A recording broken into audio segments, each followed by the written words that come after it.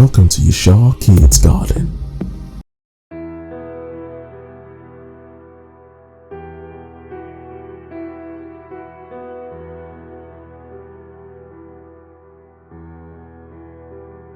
Hello and welcome to Yeshua Kids once again, and we're here today with a guest, and today we're going to be discussing something new.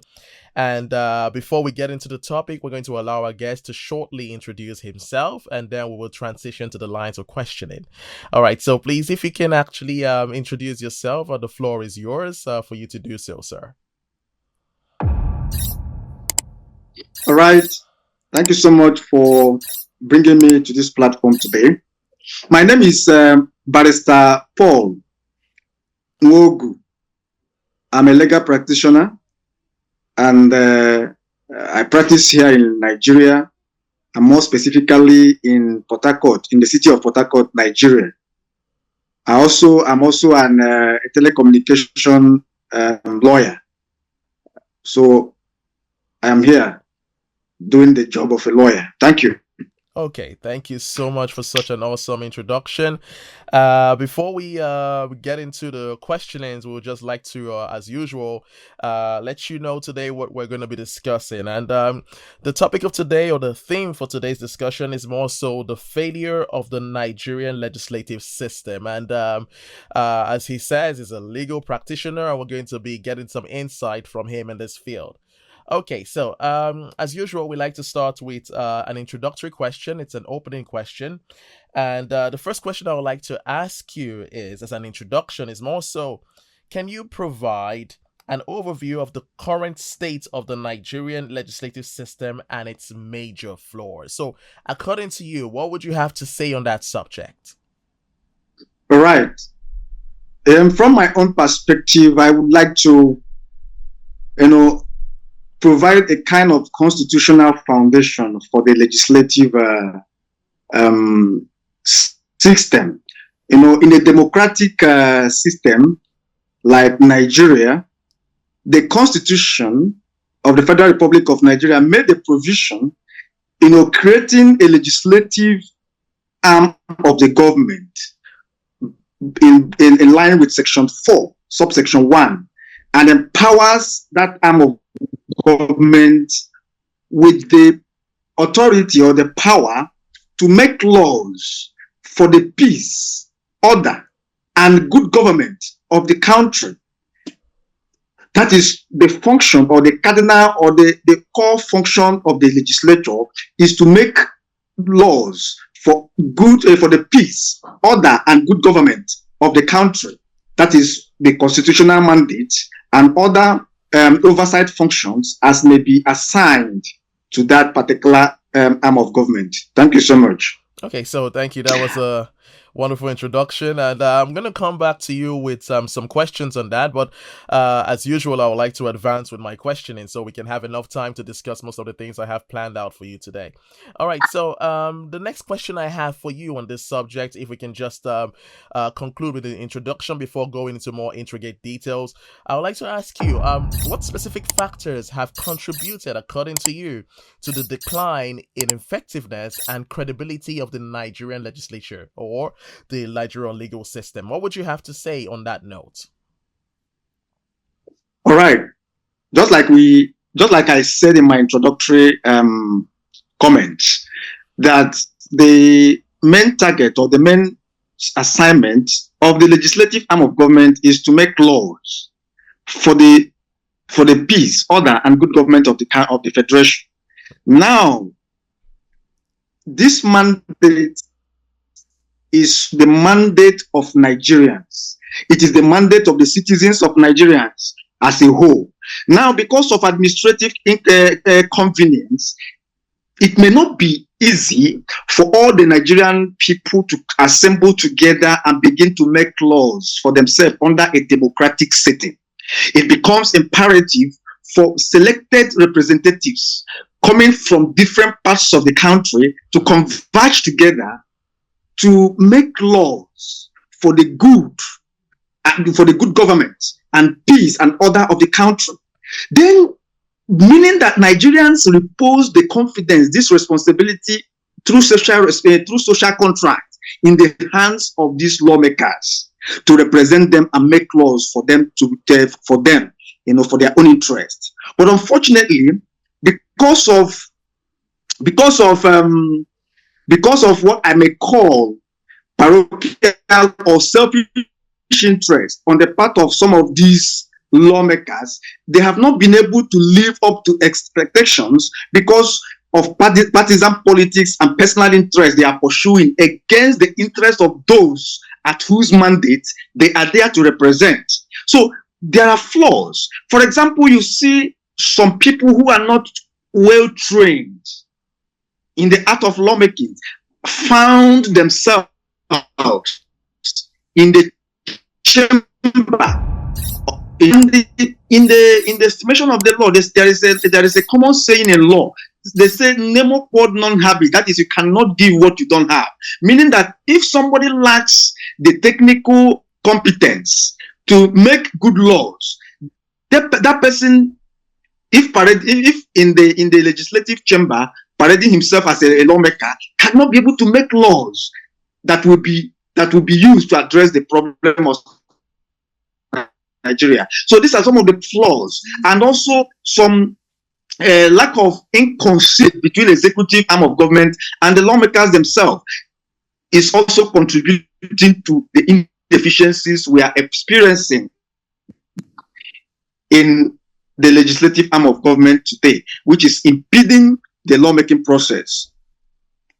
Okay, so many responses here, and I'm just wondering where to pick from. But I think I want to ask you a follow-up question from that.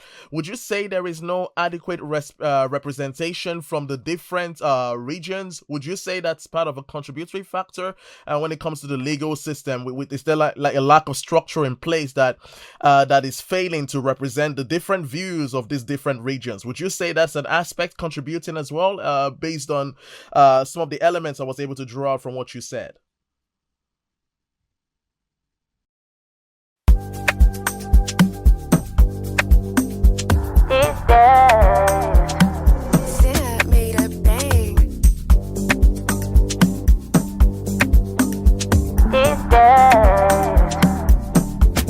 Hey, look, these days, where economy just they fail. Come with Sapa way, no fit explain. You get brand where they sell, we go pay. We go pay, go pay, go hey, pay. Look, info, Leon Finfo, follow me, go, may we get money. Make you call your amigos, free membership, sign up quick, and no they carry body. If you buy, if you sell for this website, no commission, no cost for this website. One cool sellers, we go give you good price. And if you know like I'm gonna next guy. Hey, no middleman, we go try take your money to do your thing on a solo. If you find anything, if you shop buy for any location, where you there, so my manana. Distress sales. My manana. Distress sales. Distress sales.net. Distress sales.net. Distress sales.net. Distress sales.net.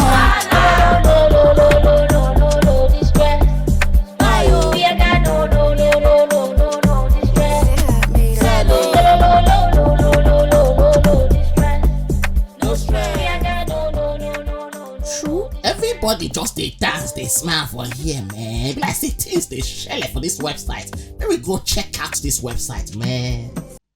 Yes, like I said, these lawmakers are coming from different parts or different constituencies, making up the country. Now, it is expected that they, as representatives of their respective constituencies, will come together and use their creative mindset to bring ideas and they reproduce these ideas in form of laws. And when they come together, it is expected that they will begin to harness the different ideas or they assess different problems within their different constituencies, the different areas, and come together and provide solutions on how these problems can be addressed. But if you say, but in reality, if you see that these persons who are now our lawmakers, then when they ascend to that particular position, instead of focusing on the idea of the legislations that will translate or that will address some of these problems for which they have been appointed or elected to be there, they now begin to venture into their own personal interest. Do you understand? So at the end of the day, all these things are contributing to them because they are having a fixation on their political, in order to enhance their political career and selfish interest. So at the expense of that cardinal interest of the people whom they are representing. Okay, so that's beautiful. I have so much questions here, but I don't want to stop here. So obviously, we're still in the introduction. Let's focus more on the structural and our institutional challenges. So under this subject, so more so on the institutions and the structure, or we'll say of the whole establishment as what makes up the country. So the question I have for you here is: are there any constitutional or institutional factors that hinder the effectiveness of the Nigerian legislature? Yes, of course, there are. There are some constitutional issues that are in place that also contribute to these failures. For example, under the Nigerian Constitution, it is the concept or the principle of separation of powers are deeply enshrined into our constitution. And this, the target or the intention for incorporating this principle into our constitution is to ensure that there is effective demarcation between the three arms of government, the judiciary, the executive, and the legislature.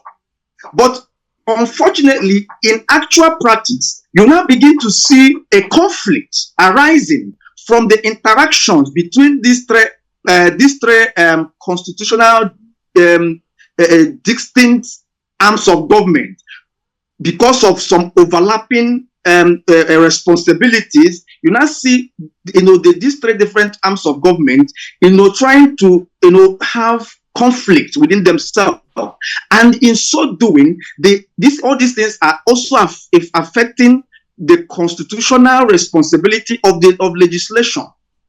They will not be able to concentrate in the light of these conflicts to make laws that is expected of them to address the problems of this country. Another issue, constitutional issue or constitutional principle arising from the Constitution is the issue that in the Nigerian Constitution, there is what we call the principle of federal character.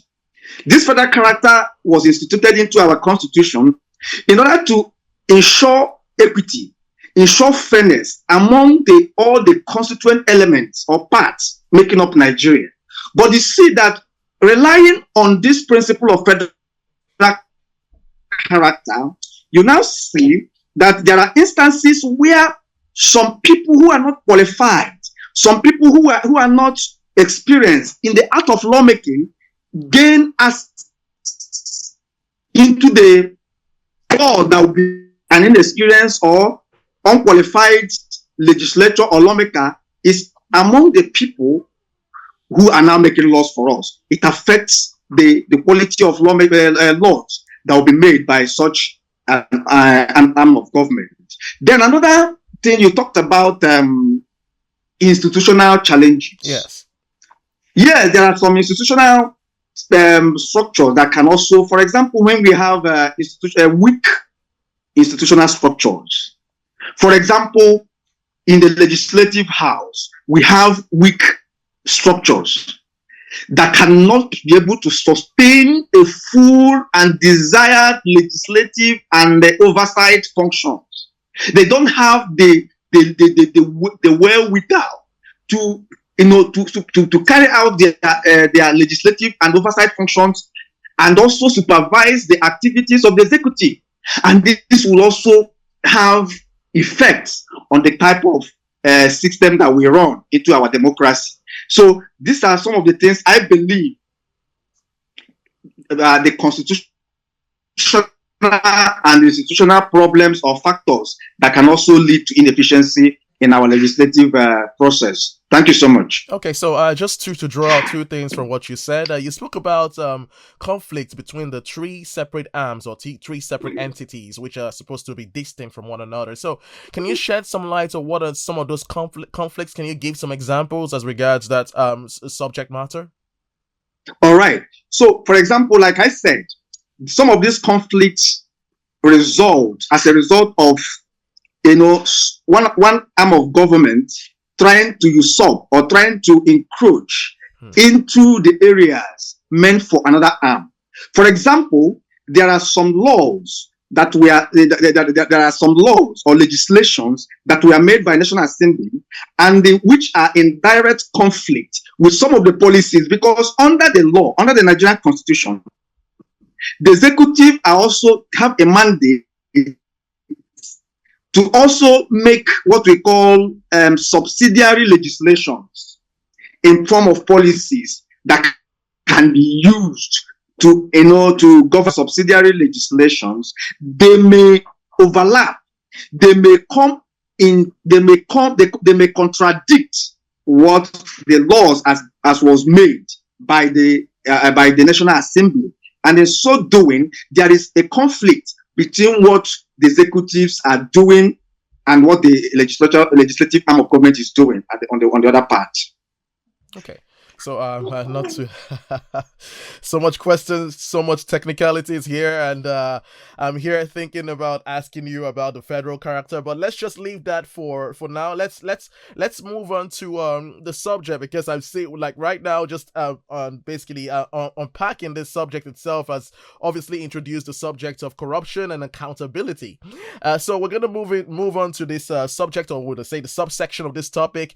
And the first question I have under the subject of corruption and accountability is more so, the first question I have for you is more so, corruption has long been a concern in Nigerian politics. So how pervasive is corruption within the legislative branch, and how does it affect policy making and the law making process? So I know you just touched on that, so if you can broadly expound, that would be much appreciated, of course. It is no longer a story that corruption is deeply entrenched into the Nigerian political system. It has now become an inevitable part of Nigerian political landscape. Now, which the legislature or our legislative organ is not accepted. Now we have instances of budgetary padding, where the legislature or our legislators are accused of involved in padding elements that will benefit them directly into the Nigerian budgets. We have instances.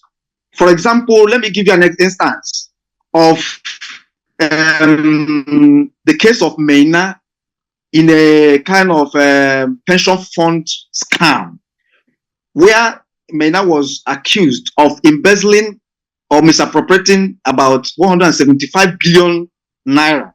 Some of the Nigerian legislators were accused or were fingered as having collected bribes from him in order to cover up that scam. This was antithetical to the interest of Nigerians who elected them to be their watchdog in order to make sure that things are going right. But when such things are happening, then you can never be able to trust your representatives. So, just like you said, the issue of corruption is deeply enmeshed or entrenched into the activities of our legislators. There's no doubt about this. That seems to be a serious issue, and it's we had discussed corruption as a whole, but it's just interesting how the dimension, even before the questioning came in, that direction was already tilted that way. So next question I have is still on the notion of corruption and accountability. What steps, if any, has the Nigerian legislature taken to promote transparency and accountability among its members? So I know that you spoke about corruption. I know that you've really talked on this issue, and it seems that this question is is not even possible in this note. But would you say, on any level, is there any steps being taken to promote transparency and accountability? Well, to my own knowledge, I have not seen any on their own part.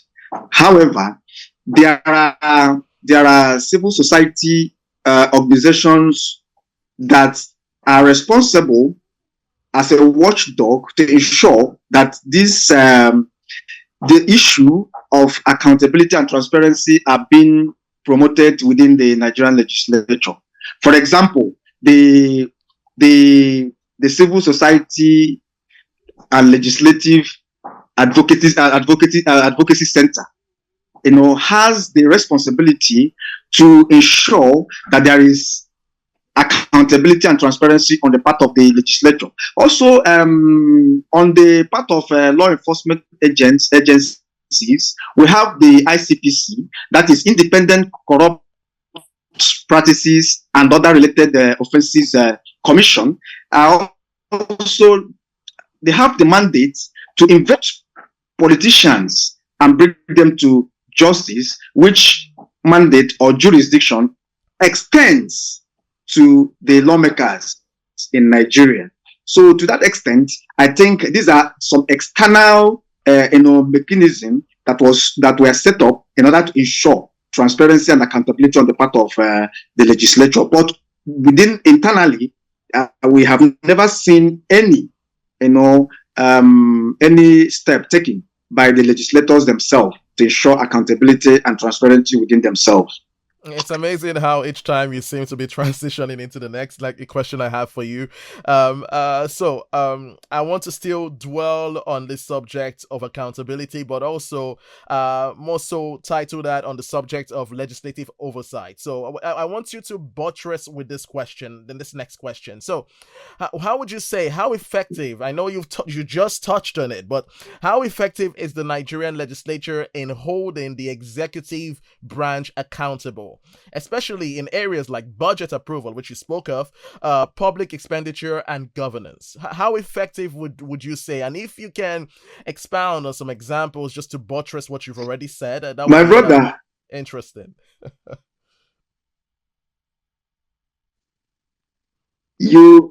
the problem we have in Nigeria today is that it's becoming difficult for you to separate these two arms of government, the executive and the legislature.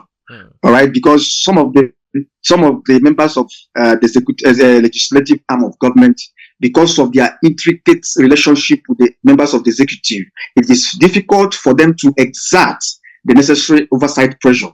All right, to ensure that the executive are doing the right thing.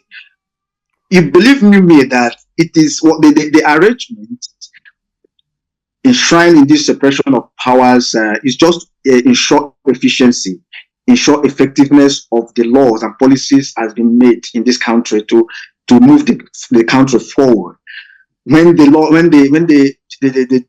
legislative arm of government is making laws, it is expected that the executive will execute. Then in the course of executing those laws, then it is also the secondary responsibility of the legislature to ensure through oversight that those laws are being effected the way Nigerians want it. But because of some political, their political relationship, it becomes very difficult for the legislature to exert the necessary oversight pressure to ensure that the right things are done in the course of implementing these laws. So thereby causing so much inefficiency on the part of the system. So that is the problem we have. So in Nigerian Nigerian democratic system, it is difficult to it has not been effective on the part of the legislature to exert the desired supervisory pressure on the part of the executive to do the right thing. So we are yet to get there. Okay, so that's very interesting, because I'm sure there must be a lot of things that you must have seen or witnessed over the years that is making you make these statements. And so I believe that amongst things that happen, there must be I would say high-profile legislative failures or oversight lapses that have had significant consequence for the country. Can you mention any significant high-profile legislative failures that you can? Is there anyone you can actually bring to the light or present before us that is something so significant that and you say that this is has brought about a lot of consequences to the to Nigeria as a nation? Would you have anything to say? Is there any example that you can give? Just one example, I think, will suffice. Now, one example, just like you requested for, I may go further. One example that is glaring is the issue of petroleum industry bill. That petroleum industry bill that lingered for several years before the passage into law caused a lot of economic damage to this country, because the petroleum industry is very pivotal in our economic existence. But a particular law that would have been a lubricant to ensure that this particular industry is properly harnessed for the well-being of this country, we are taking with levity for several years before it was passed into law. So for example, some of the issues that arose from this failure is the issue of economic degradation of Niger Delta region.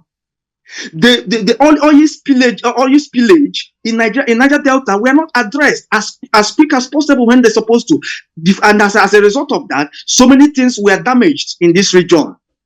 Some of their farmlands were damaged, which could have been taken care of through the instrumentality of this particular single piece of legislation. Another instance is sometime in 2012. We know about the fuel subsidy scam. Where is a legislative body supposed to exert that oversight responsibility to ensure that the subsidy regime is properly managed, but they failed. They never did, costing Nigeria so many trillions of naira. That is not healthy because of politics. So these are a few instances where we feel that because of their inefficiencies, Nigeria suffered colossal, or derivative damage from these inefficiencies and the failures. I think these are two important topics which seem to be consistent hot topics in the mouths of Nigerians. And I think you've also mentioned during your elaboration, which was done previously before this final note which I asked you, you touched upon Nigerians, and I think that should also bring in the question of public trust and representation. So we can't discuss this topic without obviously understanding the consequences or the reactions on the part of Nigerians. So on the subject of public trust and representation, my first question I have for you is more so, why do many Nigerians perceive their legislators as out of touch with the needs of the people? This might seem like an obvious response, but it will be interesting to have your perspective on that. So also, what role do socio-economic factors play in this disconnection? All right, this is a direct question. For example, like I said, primarily this legislative responsibilities, because we define democracy as the government of the people, by the people, and for the people, meaning that the whole sense of democracy is about the people. They are the owners of that government. they ordinarily would have been the ones piloting the affairs of the legislative arm of government, making laws for themselves. But because of this administrative inconvenience,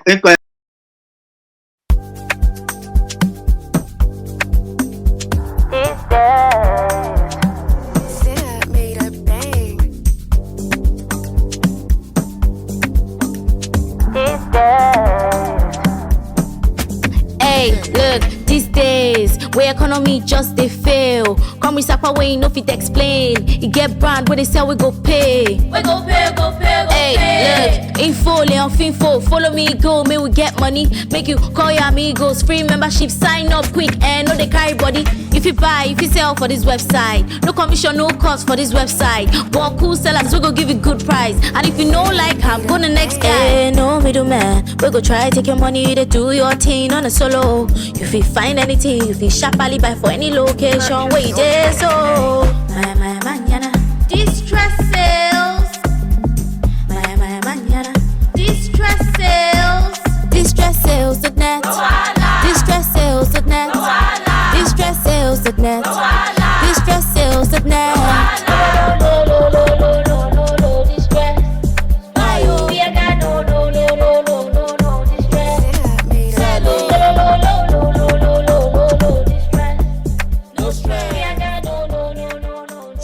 Everybody just they dance, they smile for here, man. Be like say things they share for this website. Maybe go check out this website, man.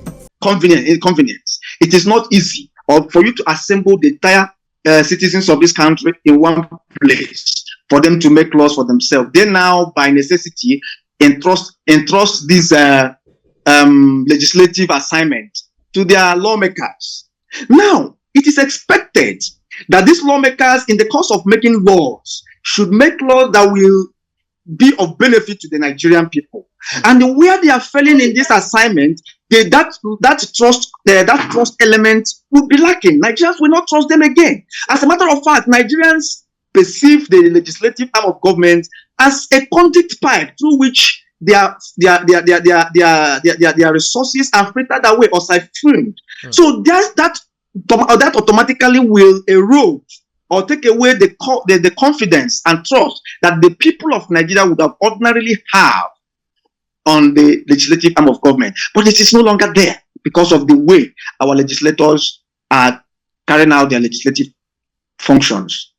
Okay, so obviously there seems to be some serious issue.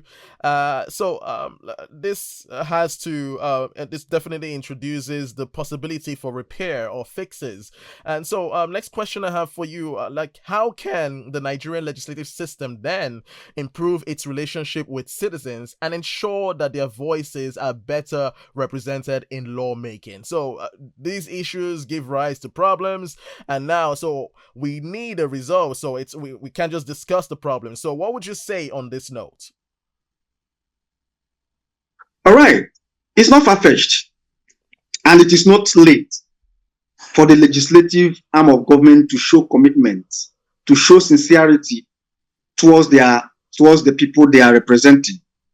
For example, they should make sure that they carry the people, the citizens of Nigeria, along in their legislative process. They should involve them from the beginning through public dialogue, through public hearing, engage them, create robust and sincere town hall meetings where the people can be able to have opportunity to meet their representatives and ask them questions that will prove their capacity to make laws for them, and ask them questions that will excite robust discussions on how these laws are being made. So if the legislative arm of government want to show sincerity and build these laws, these are some of the things they need to do. And also begin to recreate in the minds of people about this perceived corruption on the part of our legislative arm of government. They should begin to create that trust on them by shunning anything that will give them the appearance of a corrupt arm of government, and also build integrity on themselves through their actions by making information about themselves, especially concerning their salaries and allowances, public, so that people who sent them there to represent them will be able to access this information and know where to ask them questions and where to, engage them in. But when activities about our legislators are shrouded in secrecy, it will be difficult for you to secure the confidence and trust of the people in such a situation. Okay, so I have lots of questions for you, and obviously the time is not enough, and we wouldn't want to drag this any further. But I would just like to ask you, in closing, so what responsibility does the public have in ensuring that the legislature works effectively for the greater good of the nation? So we've spoken from the angle of the lawmakers. Now let's look at the perspective from the people. If you can summarize that in 2 minutes, that would be awesome. All right. Because of time, let me go straight. The citizens themselves have a very sincere patriotic duty to ensure that these legislators are living up to their expectations. For example, this legislature, they did public hearings. Some of these things in key specific legislative assignments, some of these legislators organize public hearing. The people should attend this public hearing where they will have robust opportunity to engage with their representative and ask them questions and make inputs so that their voices can be heard. Also, they can also utilize social media platforms to appeal or to bring to the attention of the legislators what they want, how they want the legislative piece of legislation to go. All these things will go a long way. They can also embrace other medium, other local medium, to ensure that their voices or their inputs are made during the course of legislative process. But if they are shying away from this responsibility, the legislators will be at liberty to do whatever they like, including, propagating their own personal interests, and people will be complaining. When you have the opportunity to make input and you refrain from making that utilizing that opportunity. As this is awesome, I see the passion in you, and I see the drive, and it will be an honor to have you again on board to actually discuss more issues, because with the knowledge you have and some of these technicalities and the terms which I needed you to elaborate on, it will be an honor to have you again, and if we can discuss this in subsequent meetings and actually discuss different topics, because there's a lot of things plaguing the nations and nation as a whole, and we have the social aspect, the legal aspect, we have the economical aspect, and it would be nice to have an experts within these fields to actually tackle or discuss these issues, and if possible try to set up organisms that can bring about a resolve. So in closing, so we would like to thank you once again for being present. It's an honor to have you. Thank you for the time. Thank you for honoring the invite. And as I said, please, if you would take into kind consideration to be present here once again, it will be a sincere honor to have you once again on this program. So as always, on Yeshua Kids Garden, we thank you for the time, and we'd like to remind you, if you would like to advertise, also if you would like to come on this program, if you would like to support us, you can do so by leaving a like, and if you have an opinion, of course, be sure to leave that within the comment section, and we'll be sure to check it out. And with that said, thank you so much, Barrister Paul. I would love to have you once again, and do have a lovely day. Take care, sir. Thank you so much thank you so much for having me, and I will be available at any time you may want me to also contribute to national discussion. Thank you so much. That is an honor indeed. Thank you so much, sir. Have a great day. And you too, my brother. Bye.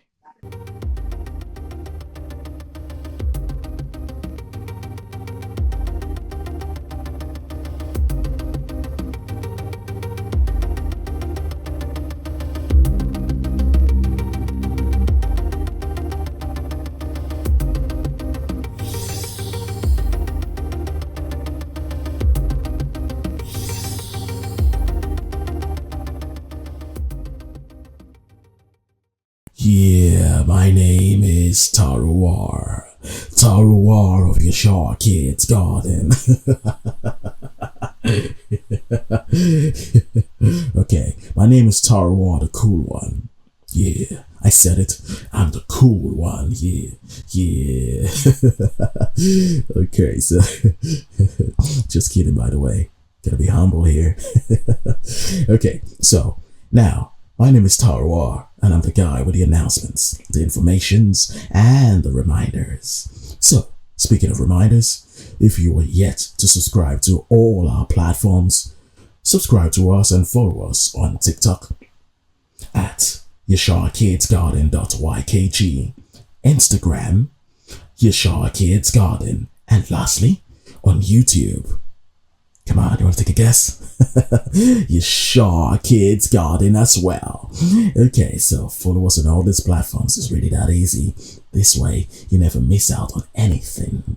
So come on now, it's just a button. Click it. Click the subscribe. Click the follow. Come on now. Click it. Click it. Click it. Come on, click it. Alright, so now the announcements. In some time and over a period of time, we will be organizing some quiz which you will have the chance to participate in. Alright, so now what will the quizzes be based on? It will be based on what we've learned so far. I will be the host and I will be asking the questions based on all we have treated in the past. So people with the correct answers will be selected at random for a gift or cash prize, which will be issued by our sponsor for today. So, just before we introduce you to our sponsor, in case you would like to join our community, WhatsApp to be precise, or follow our channel on WhatsApp as well, the link is in the description. Come on now. Be with the cool team. Yeah, the cool team. Okay, now back to our sponsor. So now, who is our sponsor?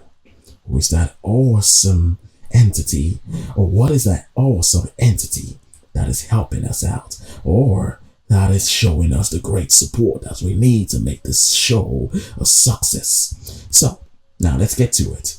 Our sponsor for today, and our primary sponsor in all, is DistressSales.net, a platform where you can buy distress sales items. Also sell, of course.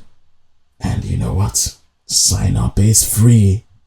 Who does that if not DistressSales.net? So join in today, join their platform, and actually see and sell, view, and buy. Okay, distress sales items. Okay, so check it out. Okay, so just to give you an idea of what they do, their advert will be right on the side over here, and I'm just gonna be here keeping quiet. Right on the side here will be their advert. That way you understand what they're really all about. Okay. All right, so I'll be on the side.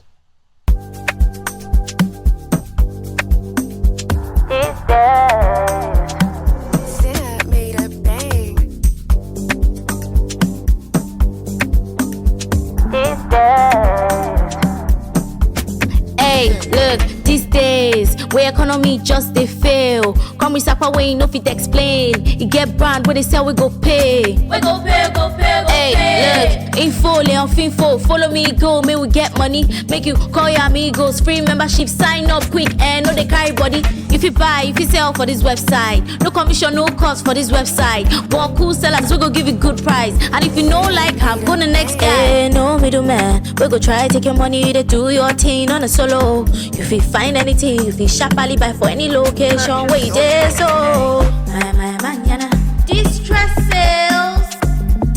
My manana, distress sales. Distress sales.net. Distress sales.net. Distress sales.net. Distress sales.net. No, distress. No, you, we got no.